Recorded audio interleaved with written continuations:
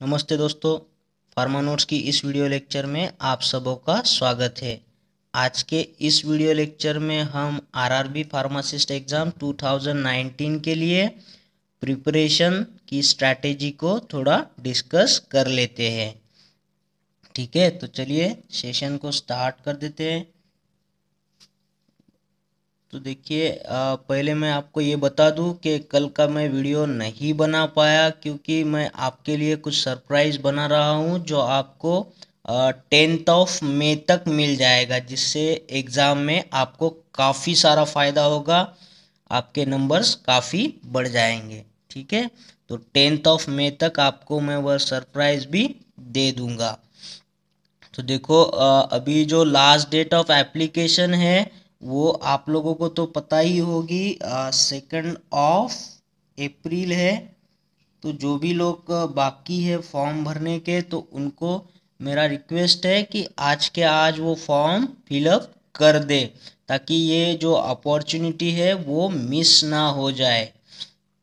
तो वक्त ज़ाया ना करे बगैर आपने फॉर्म को फिलअप कर देना है। और जो भी अभी रिमेनिंग डेज ऑफ एग्ज़ाम के लिए जो भी बाकी बचे हुए दिन है ना, तो देखो टेंटेटिवली तो जून के फर्स्ट वीक में एग्ज़ाम होने वाला है। तो आप इसे अप्रॉक्सीमेटली 60 डेज पकड़ के चलो। ठीक है, तो आपके पास अभी इतना ही टाइम बचा है प्रिपरेशन के लिए।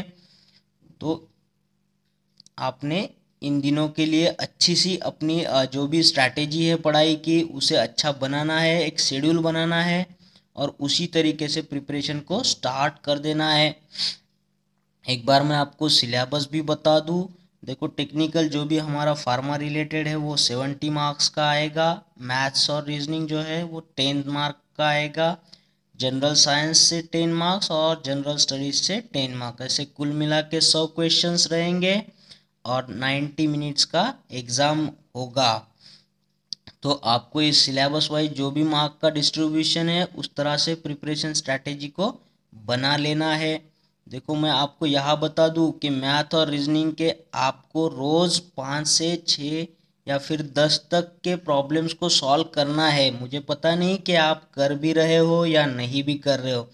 कुछ माइंडसेट हमारा दिमाग में बन जाता है पर हम उसे फॉलो नहीं कर पाते। ठीक है, तो आपको सिर्फ अपने दिमाग पर कंट्रोल रख के यही करना है कि आपको रोज 10 क्वेश्चंस को सॉल्व करना है मैथ और रीजनिंग से। आपको रोज जनरल साइंस से रिलेटेड, चाहे वो फिजिक्स हो, केमिस्ट्री हो या फिर बायोलॉजी हो, उसमें से सही पॉइंट्स को चुनकर उसका भी पढ़ाई करना है। रोज आप इसे आधा घंटा दे सकते हो। और जो भी जनरल स्टडीज़ है ना, जैसे करंट अफेयर हो गया, रोज का रोज न्यूज़पेपर पढ़ा करो।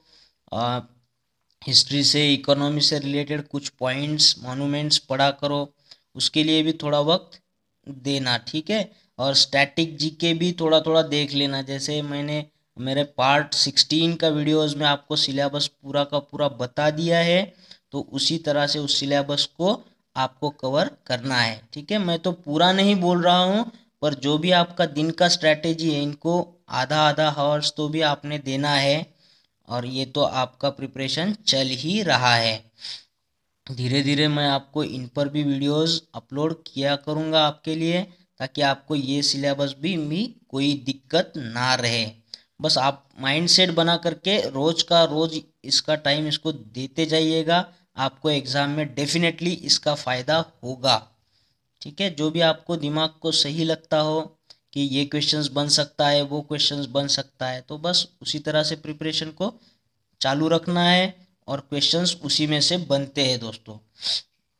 ठीक है, अब बहुत लोग मुझे पूछते हैं कि बुक्स कौन सी पढ़नी है, तो मैं तो एक ही बात बता दूँ आपको कि आपने जब भी पढ़ना है, जो भी पढ़ना है, जितना भी पढ़ना है, only and only reference book से ही पढ़ना है। ठीक है, इससे कैसा है, काफ़ी सारे क्वेश्चंस भी आपके प्रिपेयर हो जाएंगे ऑटोमेटिकली, और चाहे कितना भी क्वेश्चंस को घुमा ले तो भी आपका क्वेश्चन का जवाब गलत नहीं होगा।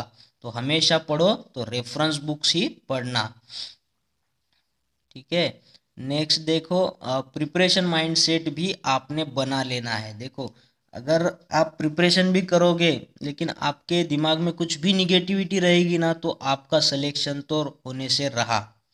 ठीक है, तो आपको पूरा का पूरा माइंडसेट जो है ना वो पॉजिटिव ही बना लेना है। पॉजिटिव बना लेना मतलब क्या है, देखो सीट्स कितने हैं अभी 277, और कंपटीशन कितना है, बहुत ज़्यादा है। तो आपको इससे डरना नहीं है, खुद को डराना भी नहीं है, ना इसके बारे में ज़्यादा सोचना है। देखो 277 सीट्स के बारे में मत सोचो। आपको कितना सीट चाहिए, एक सीट चाहिए ना, तो बस आपका एक सीट फिक्स करवा लो। बचे 276 का चाहे जो भी हो जाए, आपको कोई लेना देना नहीं है। आपकी एक सीट तो कंफर्म है बिल्कुल। ठीक है, तो ऐसा ही सोचना है। तो इससे दिमाग में पॉजिटिविटी बनी रहेगी, और कंपटीशन के बारे में ज़्यादा मत सोचो। खुद को कैसे इम्प्रूव कर सकते हो उसके बारे में सोचो। ठीक है, तो ये पॉजिटिविटी बनी रहेगी। आप अगर सिलेबस को देखोगे तो सिलेबस बहुत ज़्यादा है, टाइम देखोगे तो बहुत कम है। तो देखो इन दोनों हर्डल्स को आप टैकल कर सकते हो कैसे, एक्यूरेसी के साथ में। ठीक है, अब मैं देखो आपको एक एग्जांपल देता हूँ। परफेक्टली ब्लैक बॉडी होती है एक देखो एक परफेक्टली ब्लैक बॉडी होती है, और एक होती है ना तो ऑर्डिनरी बॉडी होती है। ठीक है, अगर मैं बोलूँ इन दोनों पर हीट गिर रही है, देखो ये हीट गिर रही है ना, तो इसमें से क्या होता है ना, ये पूरा का पूरा जो परफेक्टली ब्लैक बॉडी है ये पूरा का पूरा एब्जॉर्ब कर लेता है। और ये जो ऑर्डिनरी बॉडी है ना, इस पे आप जितनी भी हीट डाल दो तो ये पूरा का पूरा नहीं, उसमें से भी कम, मतलब 70% अगर एब्सॉर्ब कर लेती हो। अगर अब ये जो भी लाइट है आप इसे सिलेबस समझ लो। अगर ऑर्डिनरी स्टूडेंट पूरा का पूरा सिलेबस पढ़े और उसमें से 70% को याद रखे, ठीक है, और ये परफेक्टली ब्लैक बॉडी देखो, अगर इस पे 70% ही लाइट गिर रही हो और ये पूरा का पूरा एब्सॉर्ब कर लेती है, यानी कि 70% का 70% एब्सॉर्ब कर लिया, जितना भी पढ़ा उतना का पूरा इसने ग्रास्प कर लिया। ठीक है, तो इससे क्या होता है, आपको टेंशन भी नहीं आएगा। कम पढ़ना है, अच्छे से पढ़ना है, तो स्ट्रैटेजी बनी रहेगी अच्छे से, कॉन्फिडेंस लेवल बना रहेगा, गलतियाँ कम होगी, एक्यूरेसी क्योंकि ज़्यादा है। और यहाँ पे आप बहुत सारा कवर कर रहे हो, दिमाग पे प्रेशर भी बहुत ज़्यादा रहेगा, और उसमें से याद भी आपको कम रहेगा, और जो बचा 30% है ना, जो याद नहीं रह रहा है, वही आपसे निगेटिव मार्किंग्स की भी उत्तेजन दे देगा, और आपके जो भी मार्क्स सही आ रहे हैं उसमें से भी मार्क्स कम हो जाएंगे। तो आपको जो भी स्ट्रैटेजी रखनी है वो परफेक्टली ब्लैक बॉडी के जैसी, चाहे सिलेबस जितना भी हो, आपने उसे लिमिटेड बना लेना है कि मुझे बस इतना ही पढ़ना है। तो आपने उसको सही तरीके से पढ़ना है कि आपको वो पूरा का पूरा याद रह जाए। 70% पढ़ा है तो पूरा 70 का 70 आपको याद रह जाए। तो ये जो चीज़ है ना, तो इसे कहते हैं एक्यूरेसी।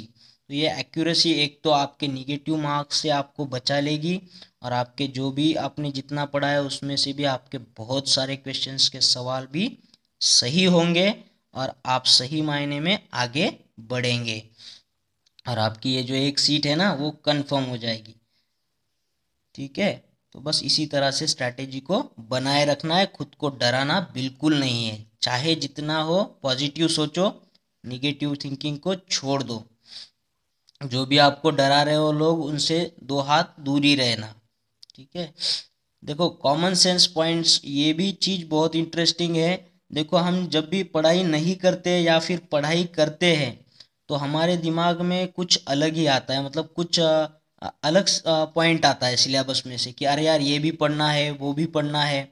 आप जब भी खेल रहे हो या किधर घूम रहे हो, खा रहे हो, पी रहे हो, उस वक्त भी आपके दिमाग में कुछ एग्जाम्स रिलेटेड पॉइंट आए, अरे यार ये एग्ज़ाम रिलेटेड बहुत इंपॉर्टेंट पॉइंट है, तो आपको उसे अच्छे से याद भी रखना है, और उसका पूरी तरीके से प्रिपरेशन भी करना है। ठीक है, वो एक कॉमन सेंस होता है, वो एक इशारा होता है कि ये पढ़ लो, इस पे क्वेश्चन बनेगा, तो आपका वो क्वेश्चन भी गलत नहीं होना चाहिए। जब भी कोई आपके दिमाग में पॉइंट चले तो उसे नोट कर लो, और बाद में उसे प्रिपेयर भी कर लेना अच्छे से, ताकि वो क्वेश्चन आपका बनेगा और एग्ज़ाम में भी आपका वो क्वेश्चन बन जाएगा। ठीक है, तो ये भी आपको कॉमन सेंस से भी दो तीन क्वेश्चंस तो आराम से कवर होते हैं, जो हम सोचते हैं ना वही एग्ज़ाम में आता है, लेकिन अगर आप प्रिपरेशन करना भूल जाओ उसका, तो फिर क्या लगता है, अरे यार मैंने तो बहुत सोचा था कि वो आएगा और आ गया, पर मैं पढ़ा ही नहीं। तो ऐसा नहीं करना है, जो भी आपको लगेगा दिमाग को माइंड सेट बनेगा तो वो भी आपको प्रिपेयर कर लेना है। देखो हेल्थ ऑफ माइंड के बारे में बता दूं कि आपको हमेशा आपका माइंड अच्छा रखना है, किसी से झगड़ा नहीं करना है। ठीक है, तो उससे क्या होगा, आप जो भी पढ़ोगे दिन भर में वो अच्छे से याद रह जाएगा और आप काफ़ी फ्रेश रहोगे। और दिन भर में आपने खुद ने सोचना है कि आपको दिन भर का कौन सा टाइम अच्छा लगता है पढ़ाई का। मॉर्निंग का लगता है किसी को रात में लगता है, किसी को दोपहर में। तो जो भी आपका पोटेंशियल पीरियड है ना, ग्रास्पिंग पावर जिस टाइम में ज़्यादा हो दिन में, बस उसी टाइम में आपको पढ़ना है। पढ़ाई के लिए वो वक्त काफ़ी अच्छा होता है। ठीक है, और आपको जो खाना पीना हो वो भी आपने उसे भी वक्त देना है। जो चीज़ें आपको खाने के लिए अच्छी लगती हो उसे खाइए, ताकि माइंड में कोई डाउट नहीं रहता है। और फिर आप जो पढ़ते हो वो पूरा का पूरा ग्रास्प हो जाता है, मैक्सिमम ग्रास्प होता है। ठीक है, तो माइंड को खुश रखना, हमेशा आप भी खुश रखना रहना, पॉजिटिव थिंकिंग करना। दिन में जो भी आपका पिक पीरियड है टाइम का, तो उसी वक्त आपने पढ़ाई करना या फिर हार्ड पॉइंट को उसी वक्त में कवर कर लेना। ठीक है, फ्रेश माइंड ज़्यादा ग्रास्प कर लेता है। ठीक है, मूड नहीं हो पढ़ाई का तो मत करना, आराम कर लेना, रिफ्रेशमेंट कर लेना। जो भी आपकी हैबिट है उसे कर लेना, जो भी आपको फीलिंग अच्छी आती है वो चीज़ करना। ठीक है, और थोड़ा सा पॉजिटिव भी सोच लेना कि इस बार तो सिलेक्शन हो जाएगा, ऐसा ही सोचना। ठीक है, काफ़ी काफ़ी बार तो आप ऐसे भी सोच सकते हो कि आपका सिलेक्शन हो गया है, आपको ज्वाइनिंग भी मिल रही है। ठीक है, जब भी आप नींद से उठते हो ना मॉर्निंग में, तो 1 मिनट तो आप ऐसा सोच ही सकते हो, और रात में सोते टाइम भी 1 मिनट सोच लेना। ठीक है, नेक्स्ट देखना है, give importance to the revision and recapitulation. देखो आप बहुत सारे वीडियो भी देखते हो, खुद भी पढ़ाई करते हो, तो आपके दिमाग के अनुसार आपको कितना दिन के लिए रिवीजन लगता है। किसी को 10 दिन में लगेगा तो किसी को 7 दिन में लगेगा। तो उस टाइम से आपको रिवीजन भी करना है। रिवीजन को ज़्यादा वक्त नहीं लगता है दोस्तों। अगर आपने नोट्स बना के रखे हो आपके हाथ से लिखे हुए, तो आप पूरे 101 पेज भी बना लोगे ना, तो पूरा 5 एक घंटे में रिवाइज भी हो जाएंगे आराम से। तो ऐसे आपको रिवीजन या फिर रिकैपिचुलेशन को भी वक्त देना है। रिकैपिचुलेशन मतलब क्या, आप अगर कोई टॉपिक पढ़ लिया हो तो उसे उठ के मत चले जाना कि यार टॉपिक तो ख़त्म हो गया। तो वैसे तो आपको सिर्फ 50% याद होता है, लेकिन अगर आप टॉपिक पढ़ो और उसे थोड़ा सा समराइज करके एक बार देखो और फिर उठोगे ना, देखो आपने अगर समझो 2 आवर्स तक कोई टॉपिक पढ़ा है, और कोई ये टॉपिक पढ़ के उठ के चला गया, लेकिन किसी ने 2 आवर्स तक टॉपिक पढ़ा, उसके बाद में उसे 5 मिनट में रिवाइज कर लिया या फिर रिकैपिचुलेट कर लिया, तो वो आपको तकरीबन नियर अबाउट 100% सही जवाब देगा। और ये जो उठ गए चला गया स्टूडेंट है ना, ये हार्डली 50% ही सवाल के जवाब दे सकता है। 50 भी मैं ज़्यादा बोल रहा हूँ।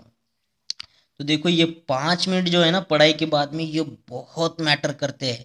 तो आप जब भी पढ़ो, 2 घंटा पढ़ो, 5 घंटा पढ़ो, उसके बाद थोड़ा सा उसको रिकैप करना मत भूलना। 5 या 10 मिनट ही लगते हैं, पर उससे आपका दिमाग 100% ग्रास्प कर लेता है, याद रख लेता है, तो आपकी एक्यूरेसी बढ़ती है।